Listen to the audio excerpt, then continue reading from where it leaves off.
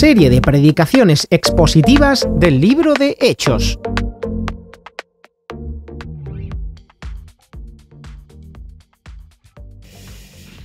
Bueno, seguimos estudiando el libro de Hechos. Hasta ahora, en estos primeros 3 capítulos que llevamos, hemos visto cómo Jesús asciende a los cielos. Hemos podido ver también la llegada del Espíritu Santo a las vidas de estos primeros discípulos. Hemos podido ver cómo era el día a día de estos primeros cristianos. La semana pasada pudimos ver esa predicación de Pedro y cómo sanó en la puerta del templo a un cojo que llevaba más de 40 años con esa enfermedad. Pero hasta ahora, desde la muerte de Jesús, no hemos visto que a estos primeros cristianos los persiguieran, ¿verdad? No se sabe nada de persecución hasta este capítulo que vamos a ver hoy, en el capítulo 4 de Hechos.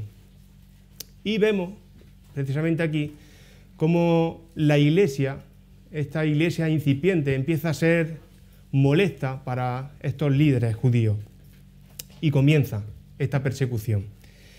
Es curioso cómo podemos observar que estos primeros cristianos tienen ciertas libertades. Recordar que no hace mucho tiempo habían crucificado a Jesús, pero incluso vemos a Pedro cuando sana al cojo que está predicando en el templo. O sea que tienen ciertas libertades sorprendentes, o a mí al menos me lo parecen, y pueden predicar dentro del templo sobre la resurrección. Esto provoca un crecimiento muy grande, un crecimiento que impresiona. Vemos a Pedro en el primer discurso y cuando predica se convierten 3.000 hombres.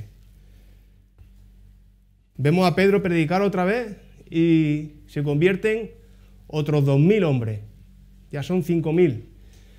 Y concretamente dice en el capítulo 4, en el que vamos a tratar, en el versículo 4 creo que era, que eso era sin contar a mujeres ni a niños. O sea que imaginaros la cantidad de personas que en tan poco tiempo se estaban convirtiendo al cristianismo. Esto era impresionante, ¿verdad? Imaginad el impacto que esto provocó. En una ciudad, Jerusalén, que en aquella época rondaba los 80.000 habitantes. O sea, 5.000 hombres con sus respectivas familias, convertida al cristianismo en una ciudad de apenas 80.000 habitantes. Eso debió de ser impactante. Me imagino que los líderes de la época estarían pensando, madre mía, esto es peor que una pandemia, esto es peor que el coronavirus. Esto se está extendiendo de una forma descontrolada. Así que ellos buscaban o empezaron a buscar la manera de frenar esta pandemia. De hecho, como me vino a la cabeza esta similitud, hice los cálculos. A ver, ¿cuánto es la tasa por 100.000 habitantes que en el tiempo de 14 días, como se hacen los cálculos aquí ahora, ¿no?, para el coronavirus, pues la tasa estaría rondando, contando solamente los hombres, unos 6.250 puntos. O sea, era bastante alta. Si contamos a los demás, seguramente sobrepasaría los 10.000. Ahora nos encerrarían en una habitación directamente si llegáramos a esa tasa. Así que era una bendición ver cómo crecía este movimiento cristiano, estos primeros cristianos, cómo se estaban movilizando. Y estos síntomas, estos malos síntomas no los tenían los cristianos, los tenían los líderes, que ellos sí que tenían dolor de cabeza al ver cómo esto crecía de forma exponencial. Así que en esto nos encontramos en este capítulo.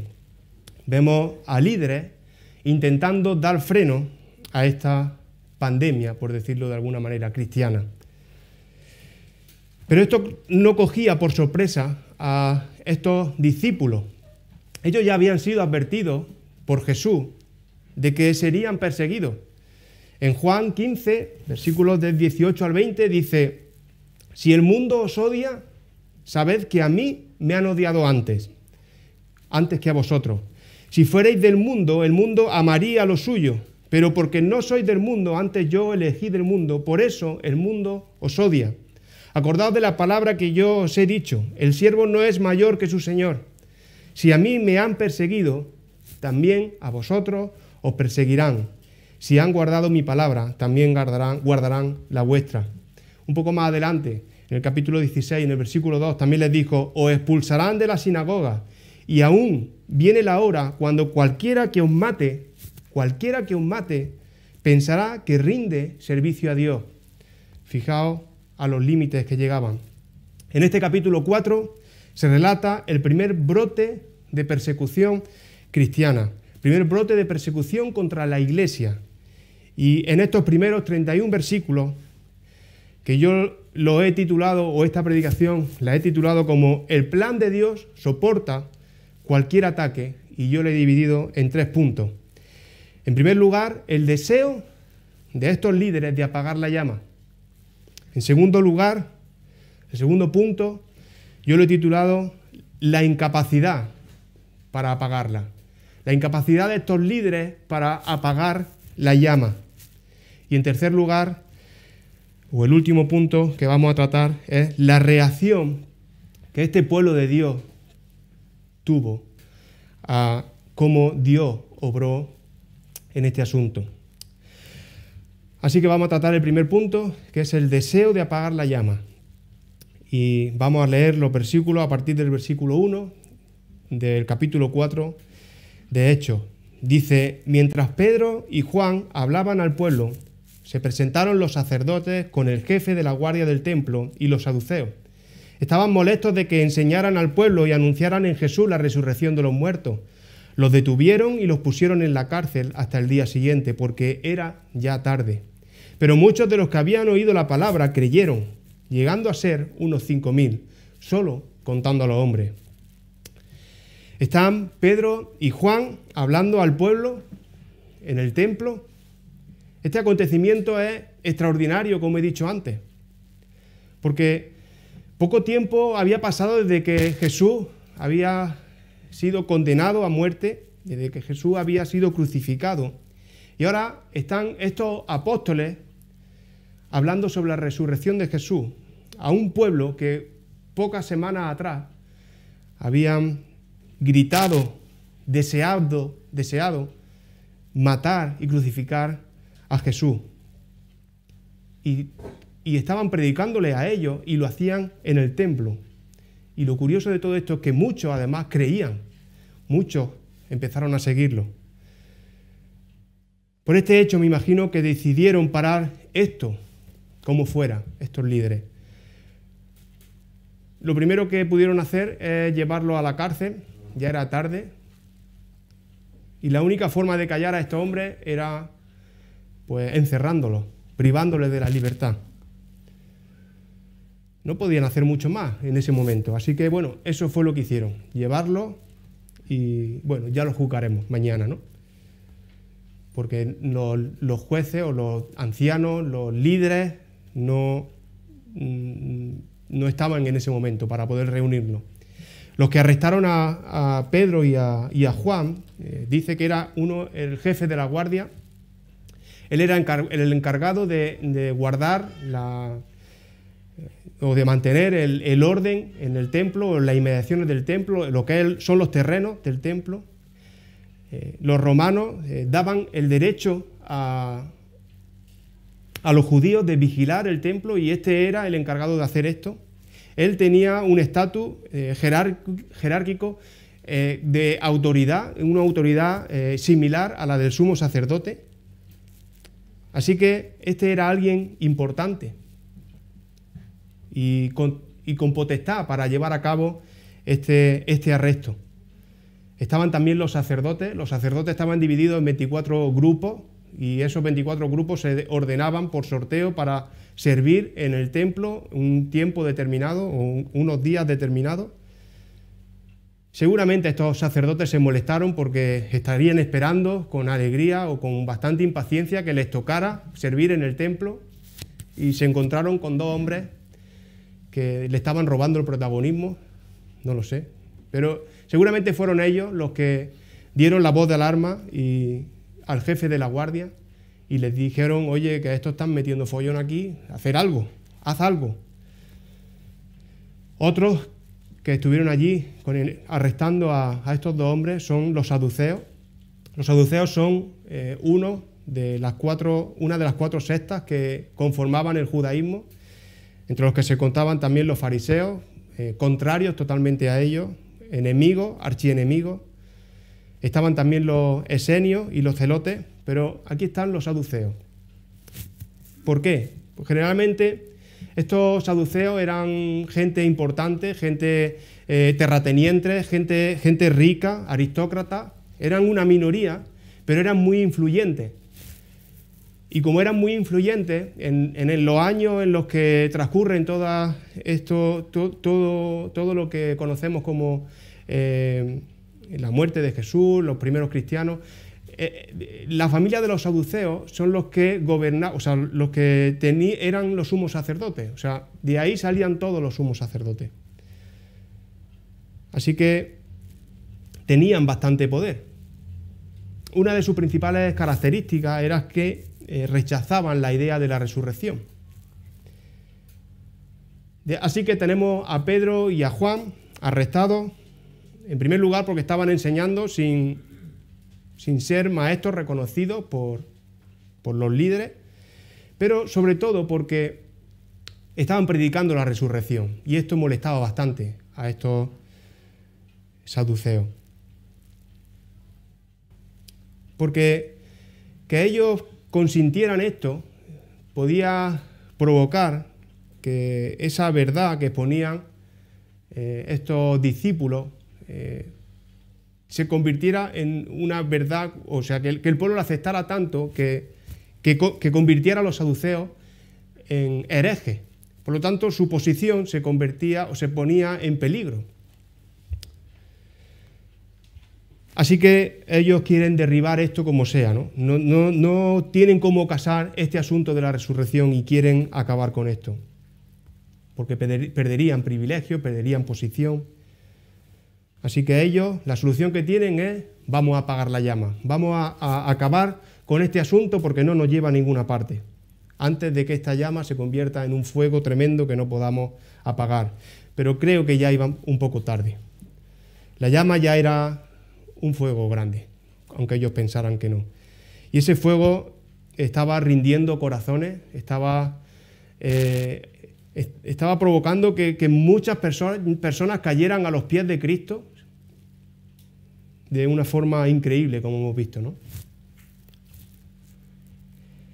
Había un gran deseo por su parte de apagar esa llama, pero nos vamos a dar cuenta de la incapacidad de apagarla. Existe una capacidad real de apagar esa llama, y este es el segundo punto de la exposición. Dice a partir del versículo 5 que al día siguiente se reunieron en Jerusalén los gobernantes, los ancianos y los escribas.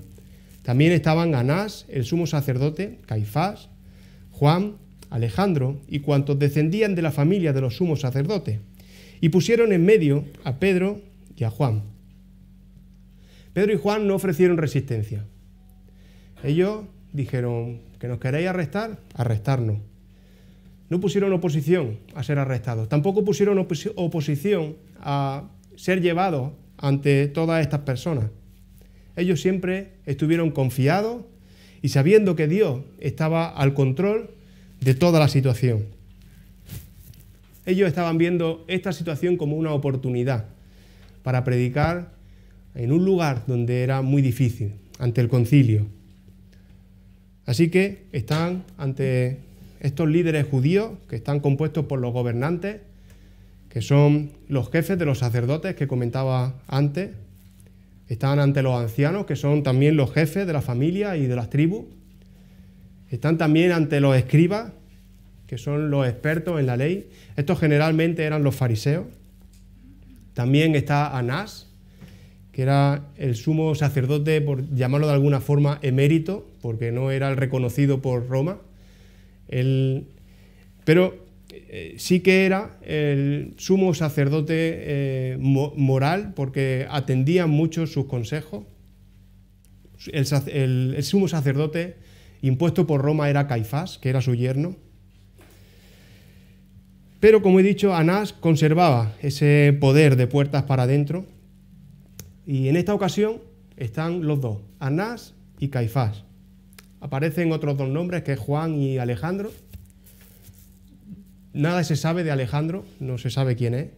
Parece que Juan, en otros manuscritos, se escribe como Jonathan y parece ser el hijo de Anás, que precisamente sustituye a Caifás en el sumo sacerdocio.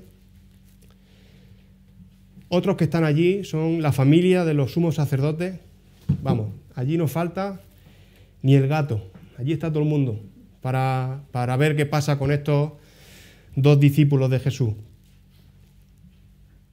Parece que querían meter miedo, querían amedrentar a estos dos hombres. Y bueno, los sitúan en medio de este concilio para atemorizarlo, y me imagino que ellos pensaban que se derrumbarían, ¿verdad? Recordar que no hace mucho tiempo atrás, cuando Jesús fue arrestado, los discípulos, ¿qué hicieron? Huir, salieron huyendo. Pedro, como era un poco más curioso, se fue a ver qué iban a hacer con Jesús. Pero cuando la cosa se puso fea, ¿qué hizo Pedro? Negar a Jesús. No quiso saber nada de Jesús. Viendo lo que estaban haciendo con él, dijo, si yo digo que encima soy amigo suyo, que soy su seguidor, ¿qué me van a hacer a mí? Así que seguramente estos líderes estaban confiando que ante tanta parafernalia, estos dos discípulos se derrumbarían al ver que podían correr la misma suerte que corrió Jesús. Y ante sus preguntas se quedarían sin argumentos. Así que estos líderes le preguntaron, ¿con qué potestad y con qué nombre habéis hecho vosotros, o en qué nombre habéis hecho vosotros esto? El concilio exigió saber en qué nombre habían hecho esto. Daban por hecho que ellos por sí mismos no podían haber sido.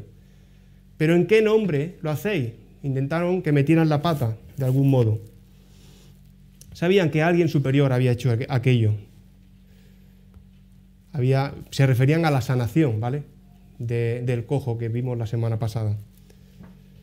Entonces Pedro, dice en el versículo 8, lleno del Espíritu Santo, le dijo. Esto, hermano, es esencial. Pedro por primera vez se enfrenta ante la persecución en primera persona. Él antes lo vio de lejos, cuando Jesús estaba siendo interrogado. Pero ahora en primera persona está viviendo cómo intentan callarlo. Aquel Pedro impulsivo, autosuficiente, estaba menguando y estaba emergiendo el Espíritu de Dios en su vida. Pedro sabía reconocer sus limitaciones y la necesidad que tenía del control de Dios en su vida. Así que Pedro, dejando todo en las manos de Dios, el Espíritu Santo toma el control de su vida. Como he dicho antes, dijo a estos gobernantes del pueblo y ancianos de Israel, puesto que hoy se nos interroga acerca del beneficio hecho a un hombre enfermo, de qué manera éste ha sido sanado, sea notorio a todos vosotros y a todo el pueblo de Israel que en el nombre de Jesucristo de Nazaret, a quien vosotros crucificasteis y a quien Dios resucitó de los muertos por él, este hombre está en vuestra presencia sano. Este Jesús es la piedra rechazada por vosotros los edificadores, la cual ha venido a ser cabeza del ángulo. Y en ningún otro hay salvación, porque no hay otro nombre bajo el cielo dado a los hombres en que podamos ser salvos. Entonces, viendo la valentía de Pedro y de Juan, y sabiendo que eran hombres sin letra y del vulgo, se admiraban y les reconocían que habían estado con Jesús. Pedro no se acobardó, Pedro no se atemorizó por la situación en la que se encontraba.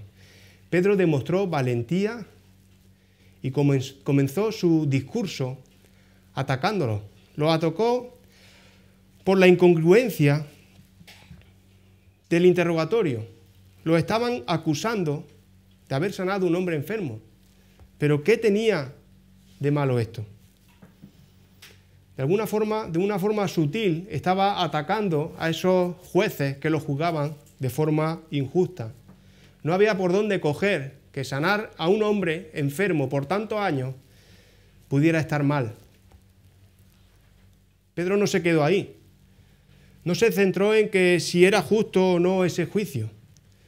Aprovechó la oportunidad que tenía y ensalzó el nombre de Cristo.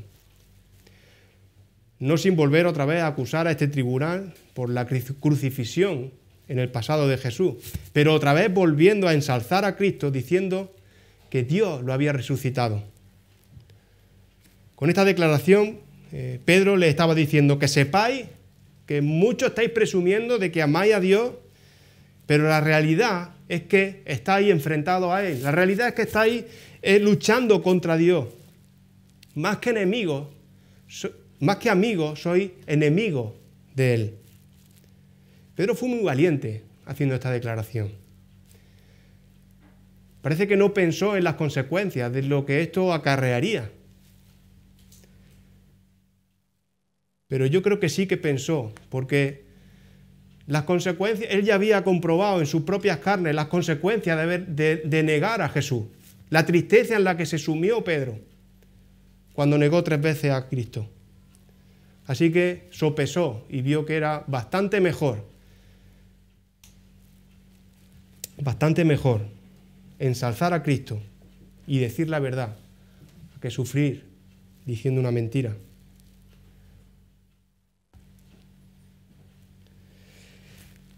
El Sanedrín lo escuchaba con atención, pero este Sanedrín, este consejo, este concilio tenía muchas barreras que hacían imposible reconocer su error. Ellos tenían la idea de un Mesías libertador, político y militar, y no entraba en sus cabezas que fuera tan fácil acabar con este líder, con este Mesías. Ellos decían, bueno, si es tan como dicen, ¿por qué no se salva a sí mismo? Y fuimos capaces de matarlo. Apagamos esa llama. Y Pedro, para intentar hacer entrar en razón a estos hombres, acudió al Antiguo Testamento y le citó el Salmo 18, en el versículo 22, que dice: la piedra que desecharon los edificadores ha venido a ser la cabeza del ángulo. Pedro le está dando sentido a este texto, a este Salmo del Antiguo Testamento, y le está dando sentido en Jesús. Dios lo ha convertido en la piedra principal por medio de su resurrección y exaltación. En el versículo 12, Pedro lo invita a arrepentirse. Lo invita a aceptar a Cristo como Salvador.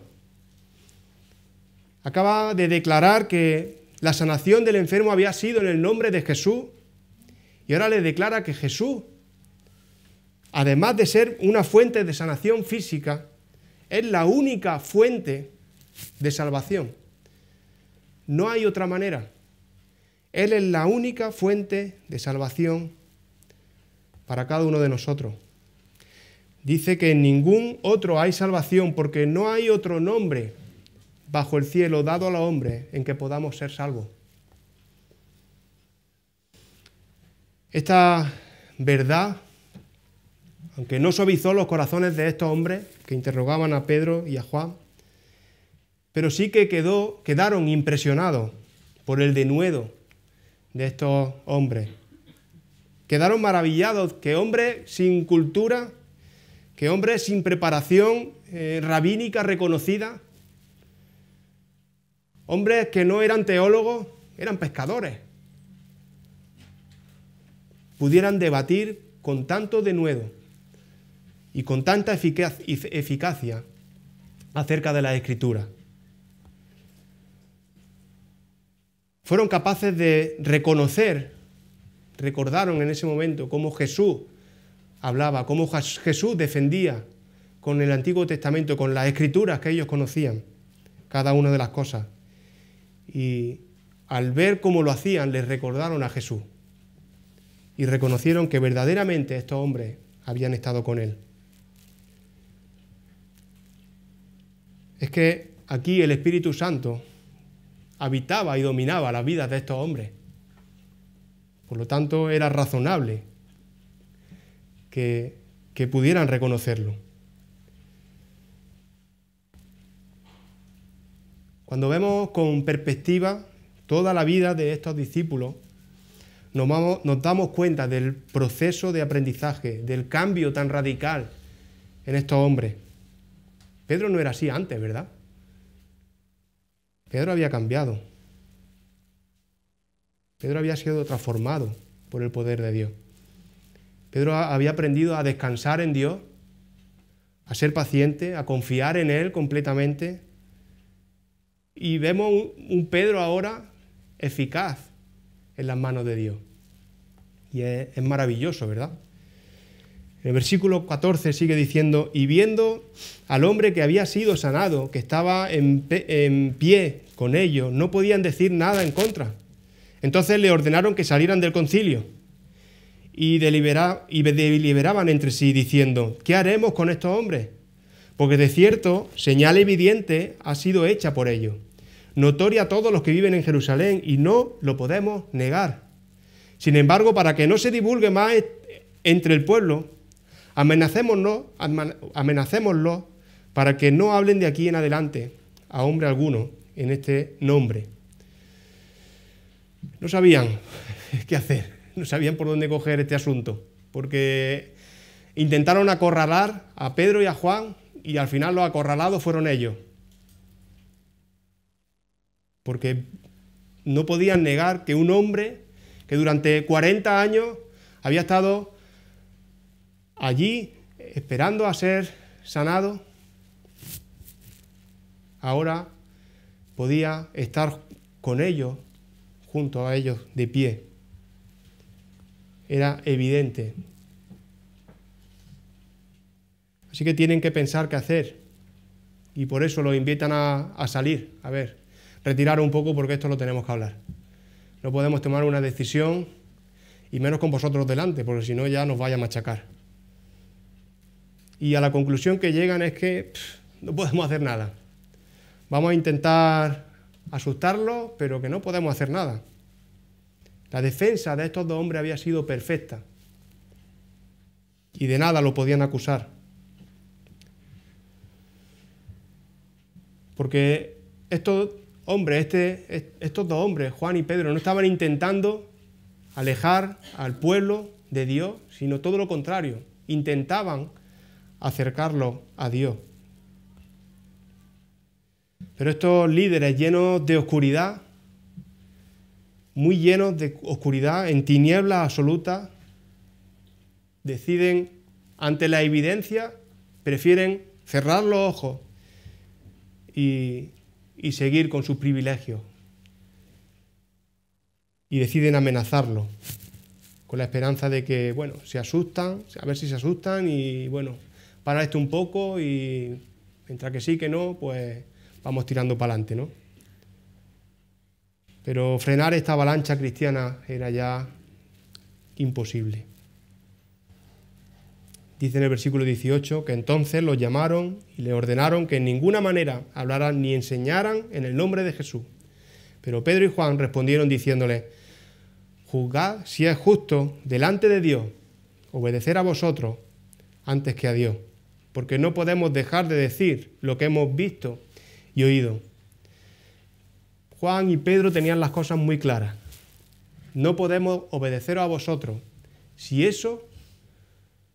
obedecer a vosotros implica desobedecer a Dios. Si obedeceros no implica desobedecer a Dios, no pasa nada. Pero si obedeceros a vosotros, líderes, implica que yo tengo que desobedecer a Dios, en eso no estoy de acuerdo, decía Pedro y Juan. Además, los retan a a que ellos se examinen, a que juzguen si de verdad es justo esto que están diciendo. Les está diciendo, ¿nos estáis pidiendo que desobedezcamos a Dios? En vuestras manos lo dejo, vosotros veréis. Entonces ellos dicen en el versículo 21, después de volverlos a amenazar, anda, iros rápido de aquí, los soltaron, no hallando ningún modo de castigarlos por causa del pueblo, porque todos glorificaban a Dios por lo que se había hecho, ya que el hombre en quien se había hecho este milagro de sanidad tenía más de 40 años.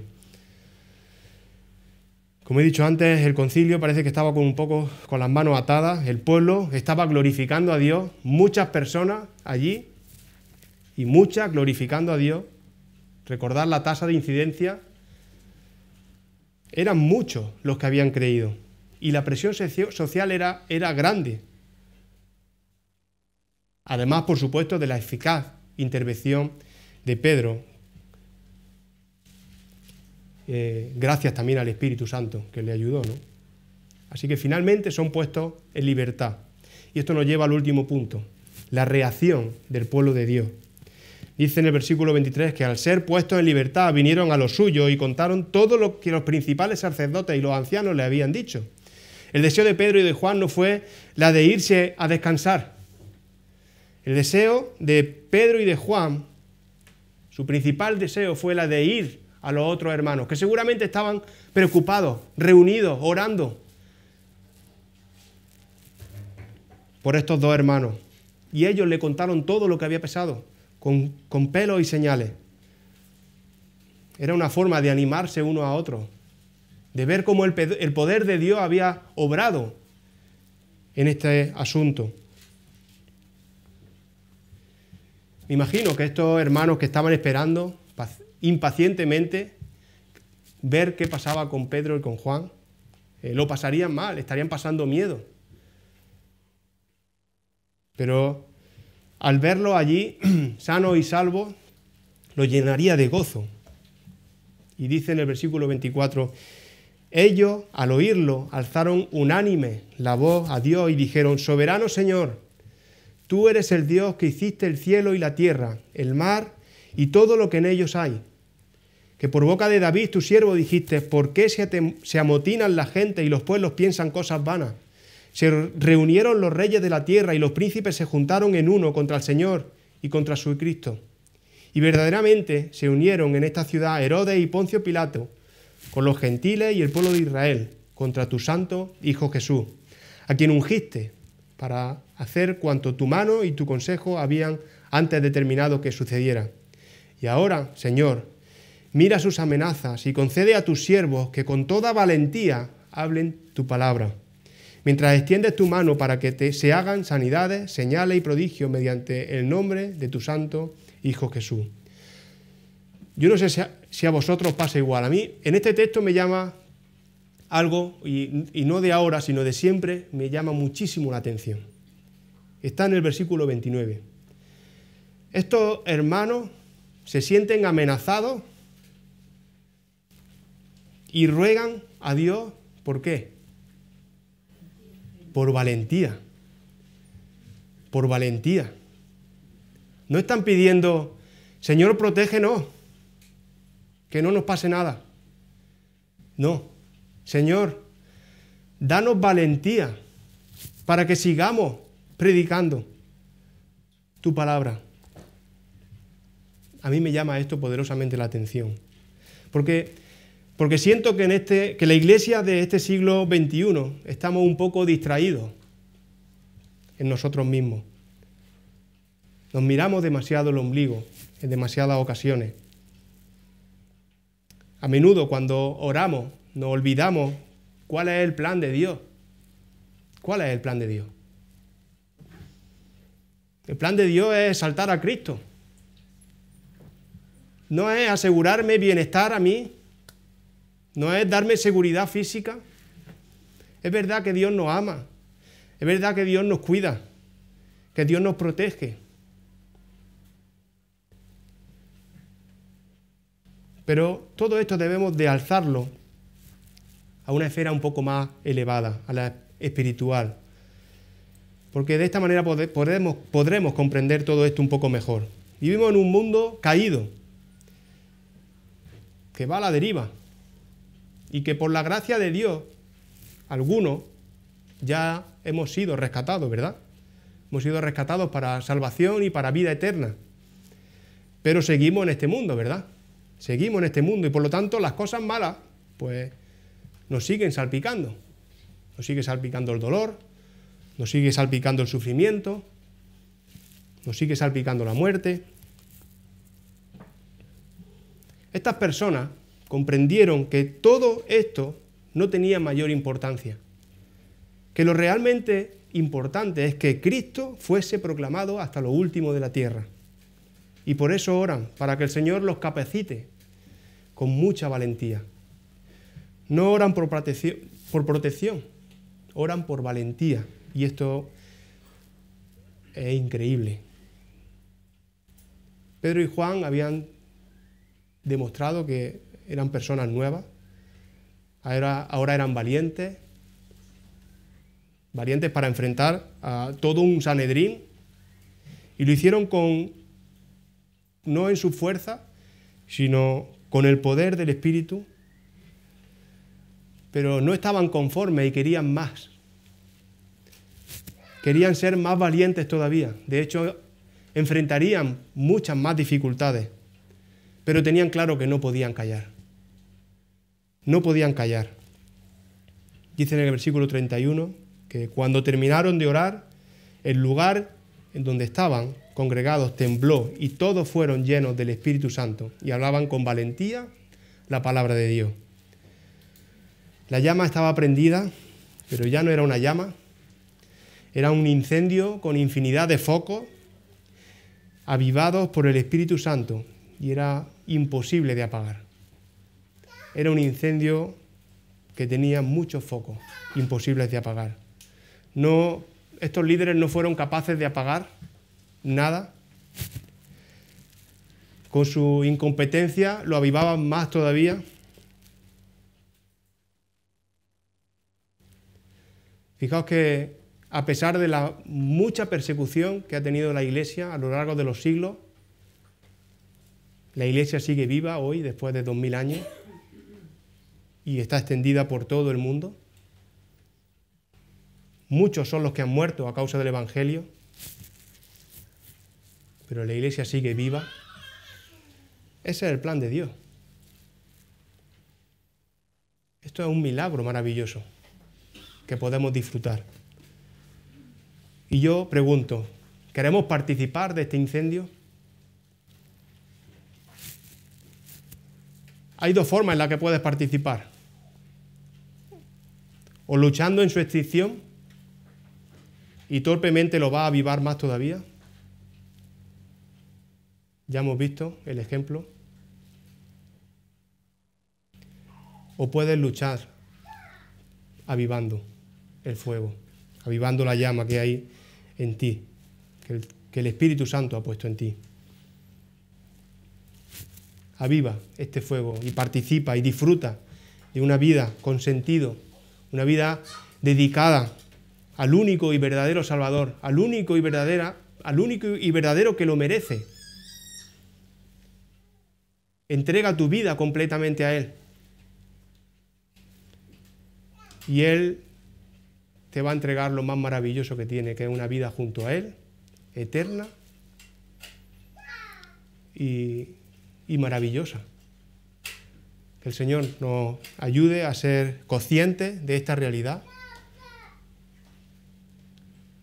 a que de verdad seamos consecuentes, que nuestras vidas aviven esa llama,